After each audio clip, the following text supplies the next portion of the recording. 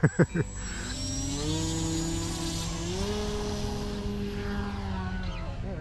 far so good. Look at that. She definitely flies.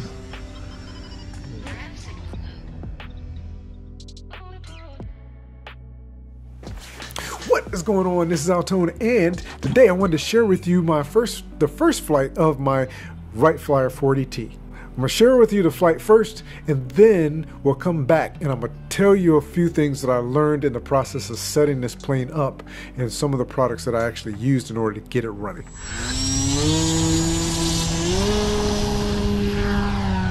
Alright, so far so good. Look at that. Looks like it's got a little rudder trim problem. Okay. But we'll see. Uh-oh. That's what I was worried about too. What's that mean?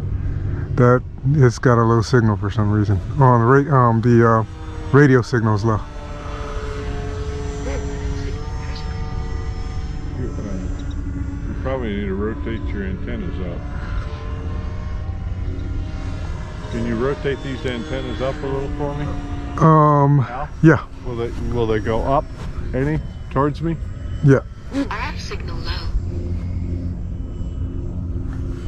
Well, let me do some trim such that I can use a little Which elevator. antenna is it working off of? Off the little one. The little one? Yeah.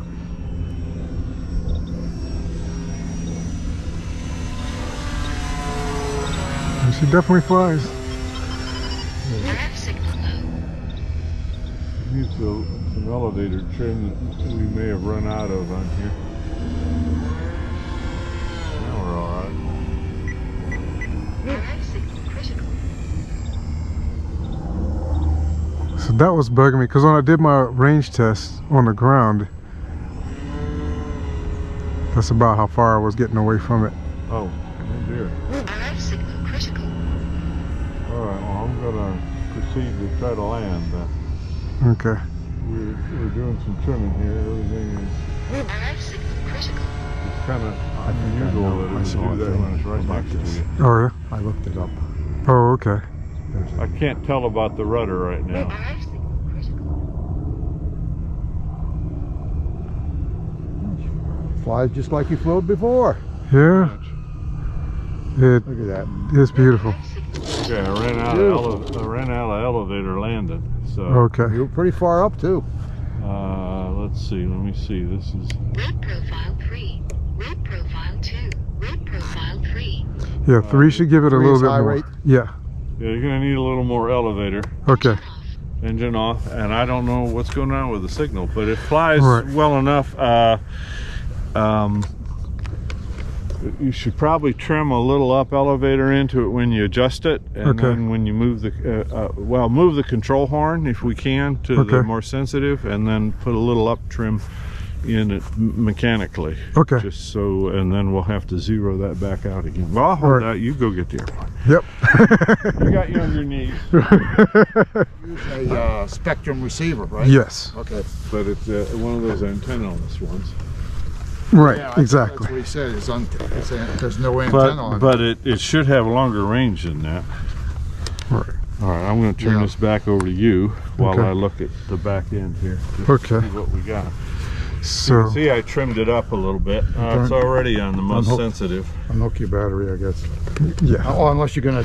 Well, did you want me to move it or while you're? No, it won't move. You're already on the most sensitive. But if you can extend the range in there for the elevator, Okay.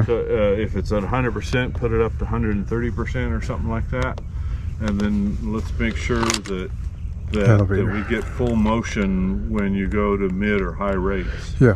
So Because that. when we were landing, I was full up and I needed a little more flare. Okay. You move on the horn. Edit. How much would that give? No, it's already it's Maxed in out. close. So for whatever travel you get here, Yeah. you get the most rotation. So yeah. 44. Unless we get adjusted at the servo. So believe it or not, for using that as a reference, I had the weight all the way down to 30%, so I just moved it up to 50. The weight. So, yeah. I mean the Actual travel. See how much Oh. travel it is now? There you Amen. go. There you go. Amen. So that was the flight. I thought it was fantastic. I did get Gordon to fly it for me, which is our club president. You noticed that he made this nice little disclaimer. I may have left it out of the video. He made a disclaimer at the beginning saying that he doesn't like to fly other people's planes, but he did a fantastic job. So one of the things that you may have noticed is we're getting a bunch of RSSI errors from the radio while we're flying. Because I have a multi-protocol radio, I'm using a Jumper T18, and the receiver that we have in it is the AR620, which is a Spectrum receiver. And I've learned quite a bit about Spectrum receivers in this process, and I can tell you this, it is a fantastic receiver if you're into the Spectrum ecosystem.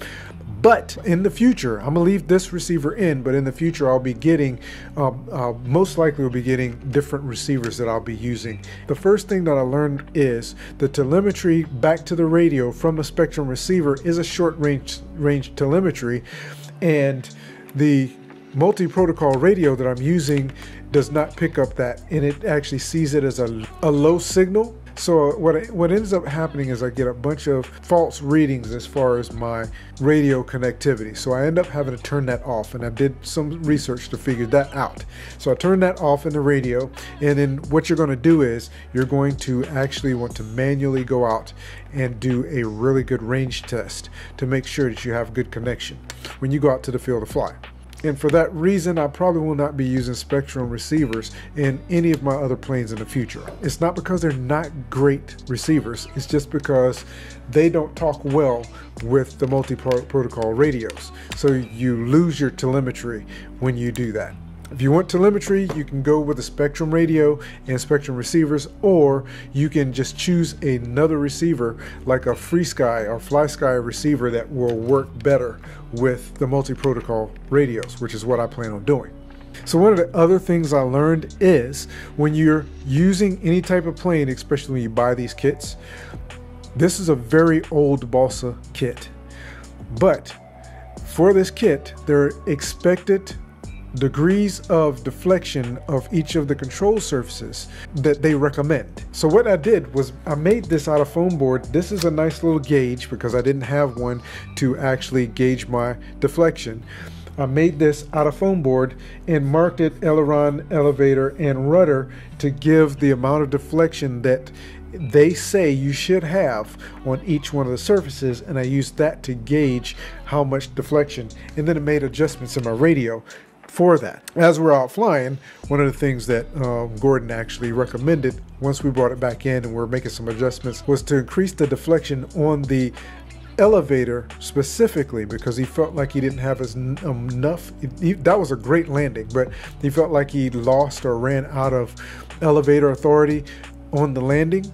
So we already did that in the radio. I've actually added some expo, so I have a little bit of wiggle room, and I've increased the travel of each one of these surfaces a little bit. And then I also created additional rates. So I have normal mode on this switch, which is my SG switch. Then I have a mode 2 and a mode 3 on that SG switch, which is also the same switch that I use to change my modes when I'm flying FPV.